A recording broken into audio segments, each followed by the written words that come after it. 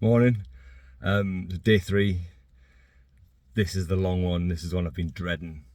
So the plan is 50 miles today, and the reason for that is to make Friday slightly easier because the route from my house to finish at Maggie's and finish at Maggie's while it's open, otherwise it'd be a bit pointless, isn't as long. But I don't want to kind of get to Maggie's, do all the kind of yay, well done, then have to skate home. So the method to the madness was get enough miles in today.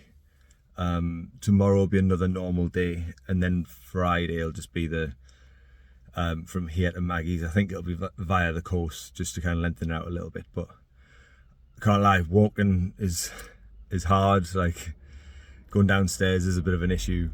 The blister on my foot is to canny size and it knacks. But we're patched up. We've got ibuprofen in the bag. So we're going, obviously I'm in the car, I'm not cheating, I'm just changing the starting point. So I'm going to go from Jesmond through to Prudder, so it'll be like along the river and stuff like that.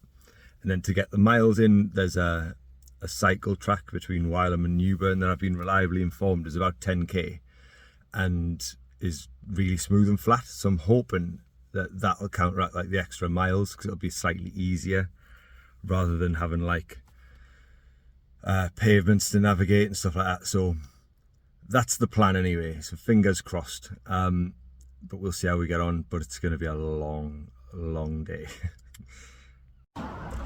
Alright, so finally got parked in Newcastle. What a pain in the arse.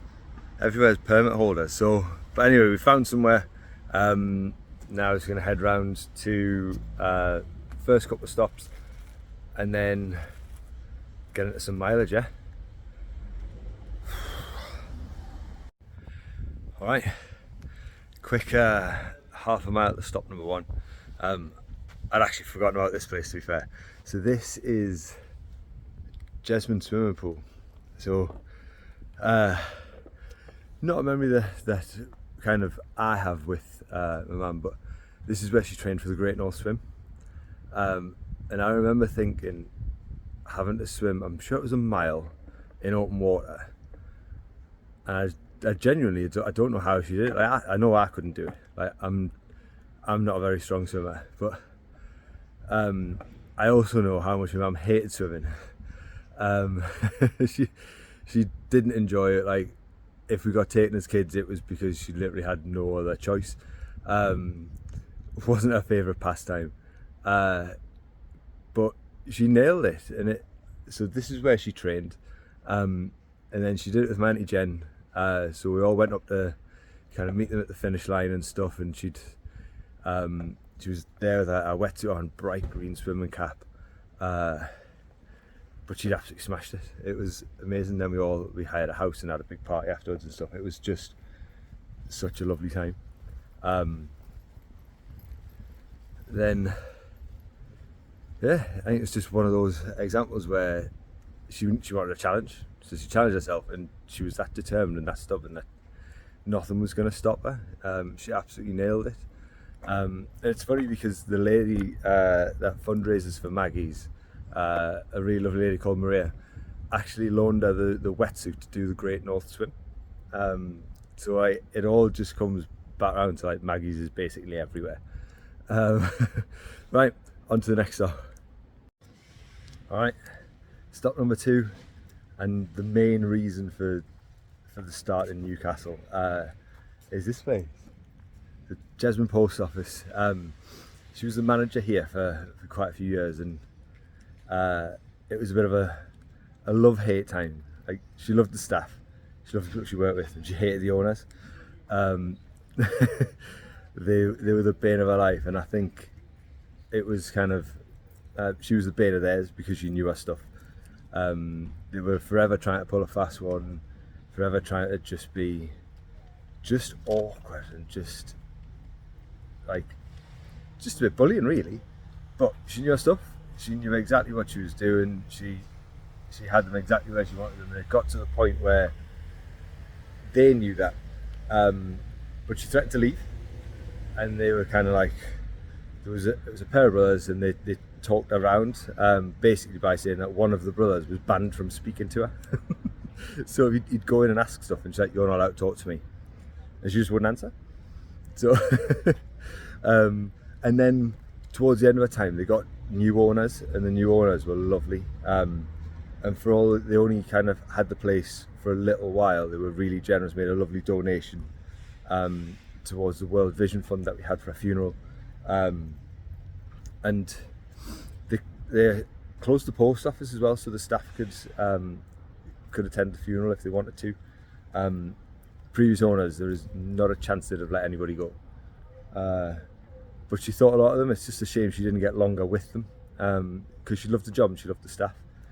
And then I was lucky enough to meet a few of the staff at the funeral, and it was really nice to hear somebody else's stories. Like, we have loads of stories, but to hear how she impacted other people's lives, and just stuff that we wouldn't normally hear. So there was one guy who was owed quite a bit of money from his previous job, so she sat and helped him write a letter to start kind of taking action to get that money back.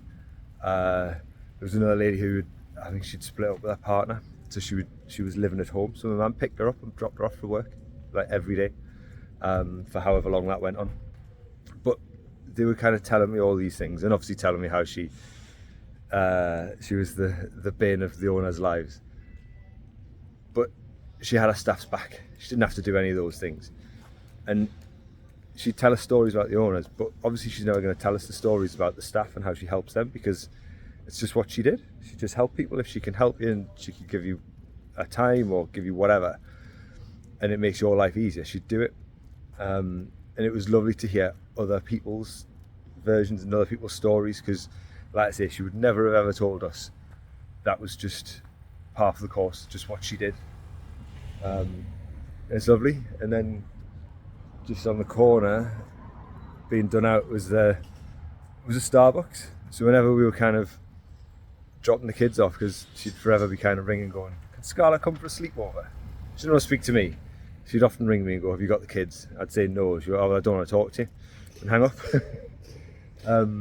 But that's where we'd wait until she finished work, and then she'd normally have parked around the corner, and that was it. I'd see the little one whenever. She'd be after Nana's for sleepovers and pancakes. But so plan now is head down through Newcastle, then along the cycle route along the river until we get to kind of Newburn, Wylam Way, get some miles in, and then head up to my mum's house, and then back again. Should be about 10-12 hour day.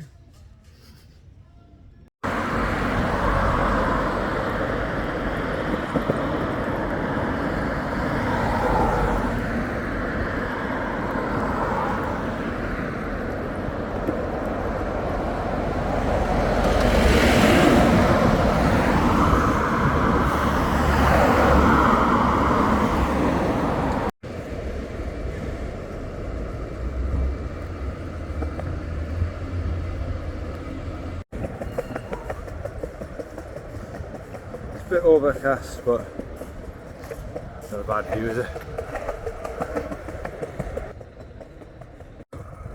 An hour in, done 4.1 miles, so it's not ideal, but it took a lot longer to get kind of through Newcastle and stuff like that. So, but we've just been on this massive long path all the way along the river, which is lush. Been reliably informed it continues. So fingers crossed we'll make up some time, and then we'll work out where we are when we get further down. Haven't got a clue where I'm going today, really. So heading down towards Newburn now, going through some little business park, but it runs alongside the cycle path, and the path's pretty smooth. It's taken probably a bit longer than I would have anticipated, but just purely because I haven't got a clue where I'm going, really. Trying to follow the map and not go totally off track, but so Newburn to Wylam is going to be where I do most of the miles, just backwards and forwards along cycle path. which I've been assured is really smooth, so hopefully we can make up for lost time there. But as it stands, we're looking at about a 10-hour day, not including any breaks, so fun. Checked the map after that last video, gone the wrong way, and I'm heading back to try and join the cycle path, which I thought this path ran alongside. Doesn't. Never mind. We go again. Well, can't skate through that. How far along does that go? Yeah, I think we're taking the path. Fun and games. I'm going through Newburn Park now. The path's brand new, it's lovely and smooth. I think it's from here to Wylam. So this is probably going to be the backwards and forwards. Apparently it's 10k from one end to the other ish. So there's going to be a few little relays of that. There's a few muddy bits and a bit of minging bits, so we might end up just doing more relays to get the miles in, but we'll see. Got visitors.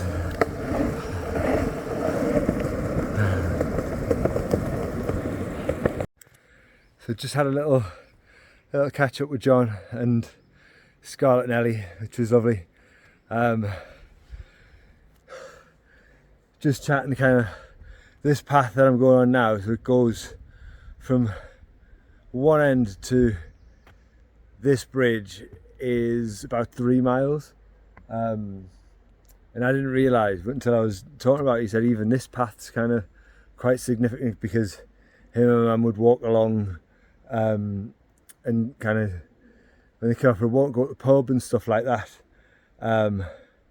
So even the little things and the little routes that you don't realise all have kind of memories for somebody. So it's really nice to kind of be able to do this.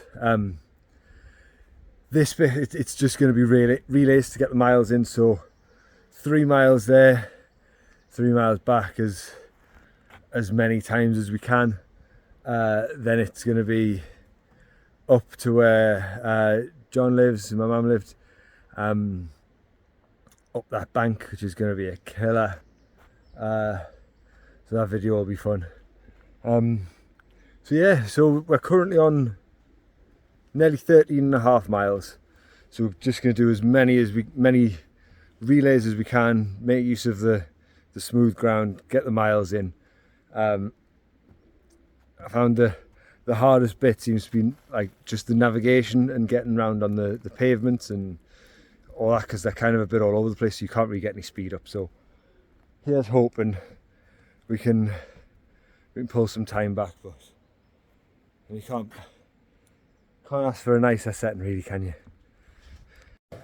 So I've just seen a little mouse run across the path, and it reminded me of a story. So my mum was petrified of mice, hated them, but obviously wanted to please her kids, so let us get a hamster.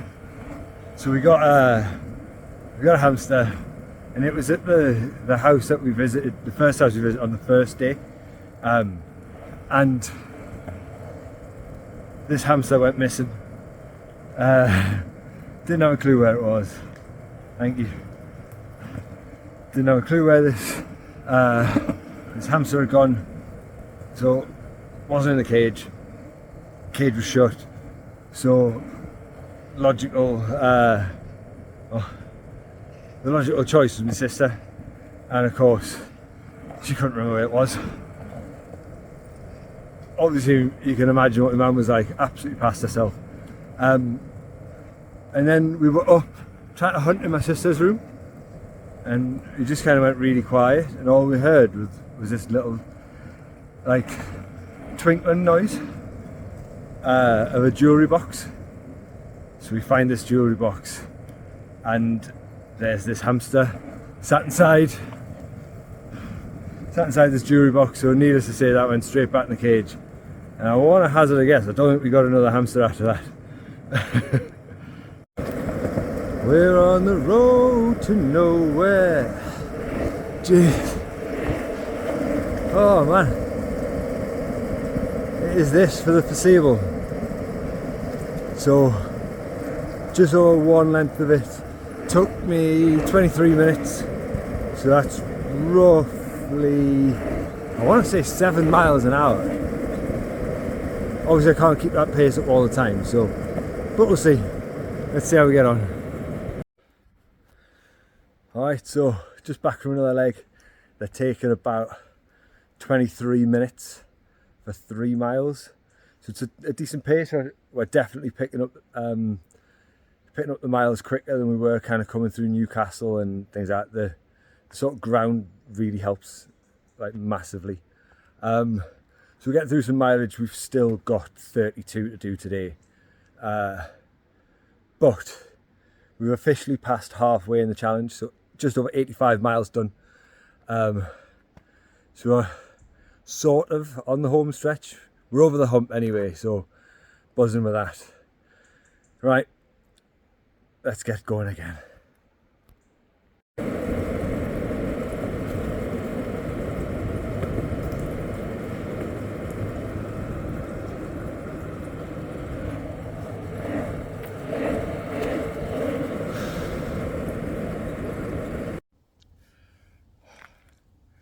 Halfway, so we've done nearly 26 miles. I'm knackered. It's more the bottoms of my feet now. Like, the ground's really smooth, so it's not too bad, but it's just the constant pushing and things like that. But no, we can't manage. I had some ibuprofen earlier on, whacked some Voltarol gel on the back of my leg. That should keep me going, but I thought it's been a little while, because obviously today is not very, just adjust this.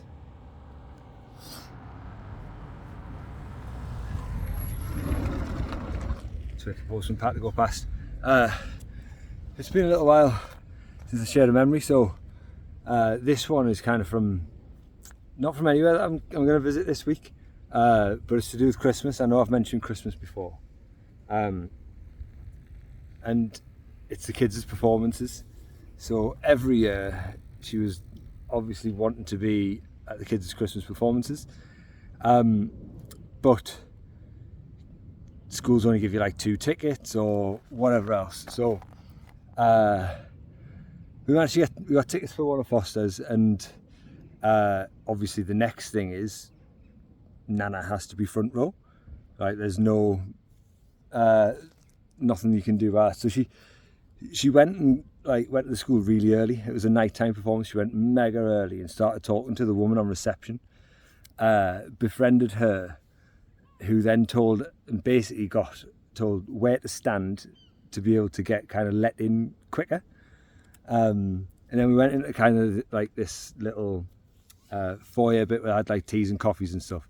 So she then starts talking to one of the teachers who's on duty to make sure she was in the right place, so she could get in there, slap bang, front and centre, and she did.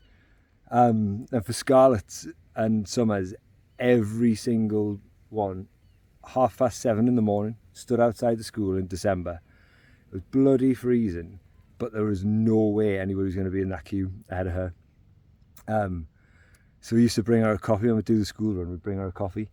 But there was one year they were kind of they were dishing out tickets, so you had to have like a paper ticket or a cardboard ticket to go in. So when she found that out, she was like, right, what colour card is it? So she bought the same colour card, borrowed one of our tickets, scanned it and printed it out, basically counterfeited our own tickets to a Christmas performance for one of the kids, so she could get in, and it worked. So when it came to Christmas performances, and that being there, that was one thing she always kind of said to me as well. If you can be there for stuff, is be there, because it makes a difference. Like when they look out into the crowd and stuff and they see you, the difference it makes. So there was not a chance she wasn't going to be able to do that. but it was lush. So that job I think is now on me to queue up early this year. But yeah, I mean, nothing stands in our way when she wants to make something happen. It was good. There you go, a little bit of culture. Don't say I don't give you anything. Birthplace of George Stephenson, apparently. Let's crack on. Check this guy out.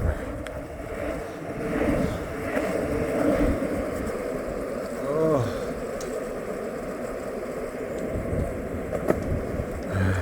Hiya. Oh yeah. How good do they look, man? So I've just been stopped by, I think it was a mother, a daughter and their kids just on the path, and they were kind of, I've skated past them about 5 or 6 times and they're like, are you doing this for charity? I'm like, yep.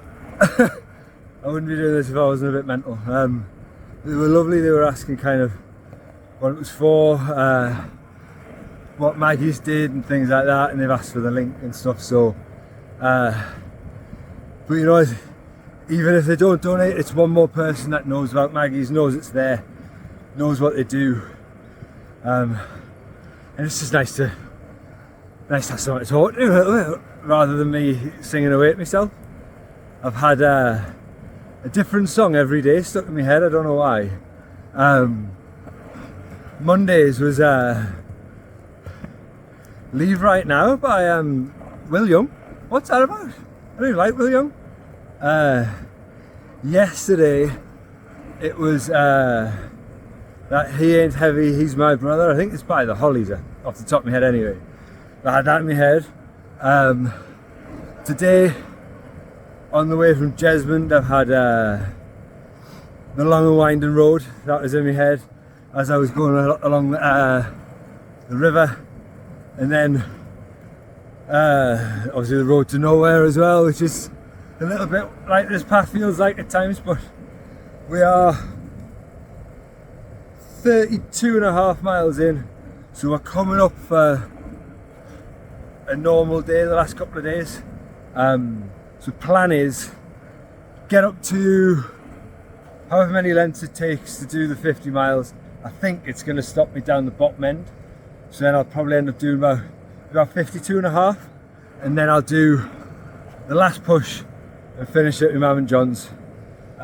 So probably kicking the backside off about 54 miles. So hey ho, it is what it is. It's lovely. The weather's dry. Everybody's nice. Dogs hate skateboards, I've learned. But other than that, we're all good.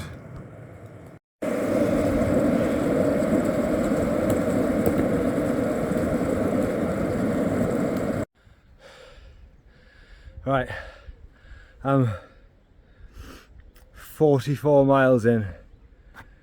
I'm on 8 hours and 58 minutes. Obviously that's including a couple of little breaks, but so I've got one more down and back,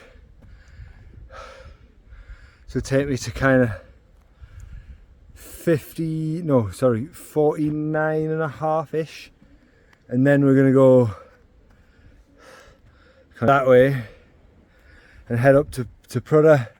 So I think it's about another couple of miles, and then up that killer bank, and then done.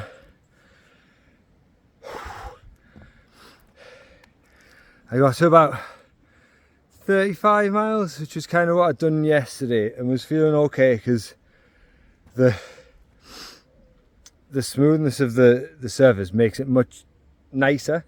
It's not easier, it's just nicer, like to kind of to push in, not having to second guess every paving stone and all that sort of stuff.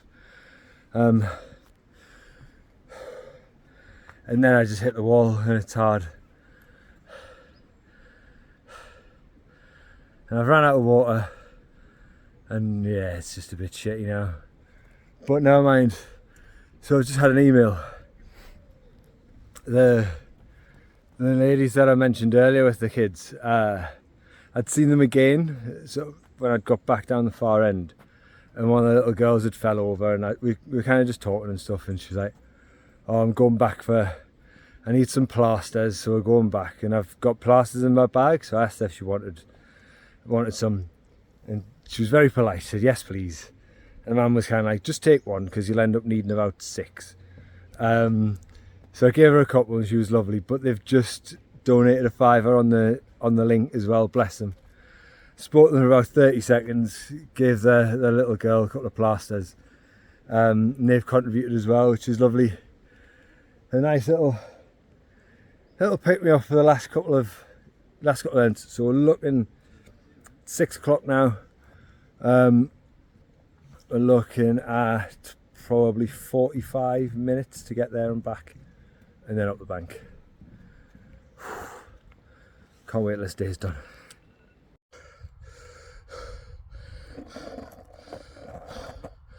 Look at that, man.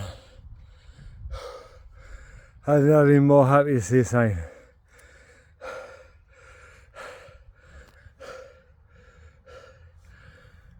About a quarter of a mile to go. I just come up that. Wasn't fun.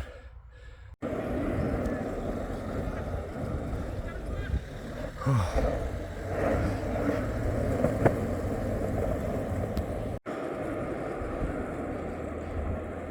50 miles, 10 hours. Yeah. God, I've never been more happy to see this place. Oh shit, now he fell over.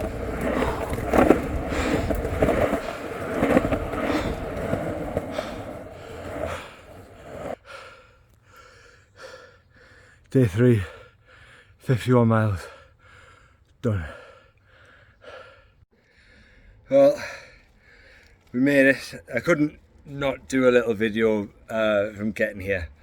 The other bit was just to signify that I could get off that skateboard. So I'm now sat in my mum and John's back garden. I was greeted at the door by John and Scarlett and Maggie and Jess. Mental, but it's lush, but mental probably describes this house a little bit. There's so many just lush memories. Like, obviously there's the usual stuff like Christmases and stuff like that. But the thing that stands out this house to me is, firstly, Christmas dinner. So John makes an unbelievable Christmas dinner. And he'd always ring or text me on the morning saying, whatever you do, just make sure your mum's back by whatever time, because that was obviously the time he was dishing up. I mean, he'd have his list, it was laminated with all his timings and all that. It was like military. It was like, make sure your mum's back by this time. So that was my job on Christmas morning, because she was notorious for, whenever she was meant to be back and she was back late, you'd ring her, where are you? And she didn't matter where she was, she could still be in South Shields and she was just passing the Metro Centre. It didn't matter. So anyway, the Christmas dinner, so we'd get her back, everything would be under control, and then it would come to dishing up. And it was the same with the Sunday dinner as well, so John would be really organised, everything where he wanted it, but my mum being my mum had to be involved. And that's when it just descends into chaos. Like, they'd shout at each other, like, my mum would get told off, then she'd tell John off. Then the veg would have been overcooked. I mean, it was always overcooked, to be fair. I think she started it like on the 23rd. Thankfully for me, I don't eat much veg, so it's all good. But Sunday dinners and Christmas dinners just were mental, but in the best possible way. It was unreal. I would like, there's nothing actually come to think of the dinners. If you ever have a dinner, firstly, you didn't know whether to eat it or climb it, and secondly, you needed flame retardant gums, and the inside of your mouth needed to be like asbestos, because it would be absolutely scadding, and then she'd put it in the microwave as well to heat it up. Like it came out and got put in front of you, and it was nuclear. And if we ever wanted to stitch each other up while she was kind of doing the whole microwave and everything, because she loved her dinner scadding hot, we'd stitch each other up. I said, "Oh man, Cam wants his dinner warmed up in the microwave," and she's like, "Do you?" And he's like, "No man," like while the steam's like burning his eyebrows off. And anybody that didn't know, it was like, "Oh, such and such wants that dinner heating up." And honestly, it was just, I think if she could have, she'd have probably microwaved the ice cream for pudding. Like, dinners and Christmas dinners were just the most amazingly mental, and I would give my right arm to have just one again. They were unreal. I'm not going to cry. What else about this house? It's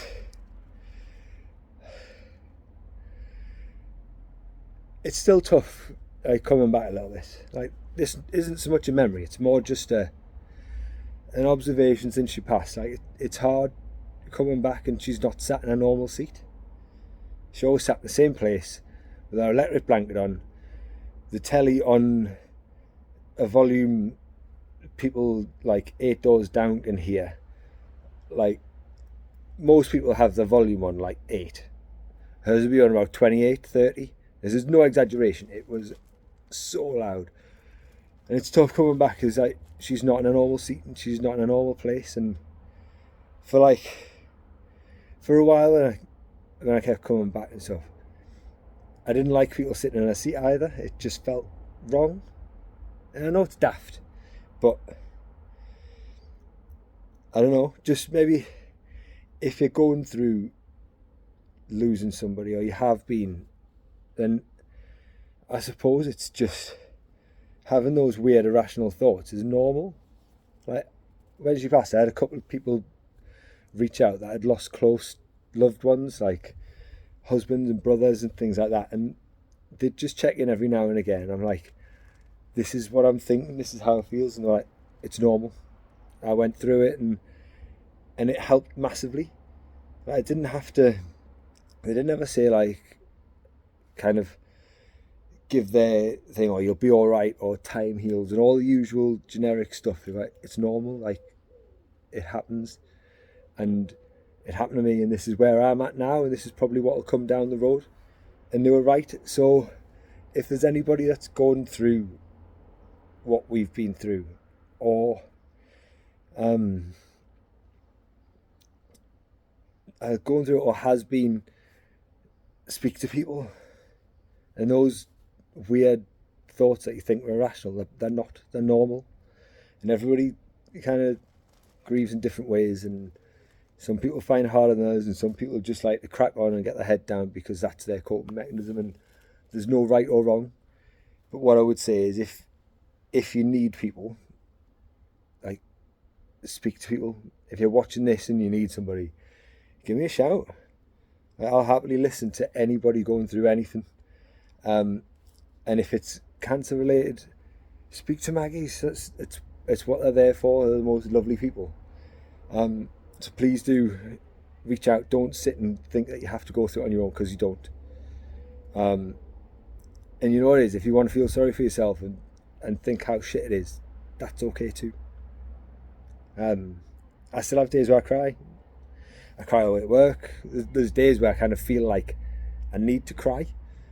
So I'll put music on that reminds me of her and have a good cry in the car, and then I'm alright after that. And that's just my way of doing it.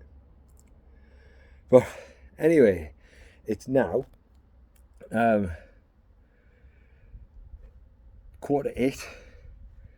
8:15? Yeah, 8:15. I've been on the go for 12 hours now, so I'm going to go and get some tea, go and pick the car up, and go to bed. Thank you for sharing all the videos. I hope you do like them, and I hope it helps you get to know what she was like a little bit more, for those that didn't know her. And again, thank you for to everyone that's donated, shared the link, shared the videos, all that sort of stuff. It means the world, it really does. So we've got 2 more days to go. One a 34-ish miler, and then the last one about 20 miles, and that's finishing at Maggie's. Home stretch now. See you in the morning.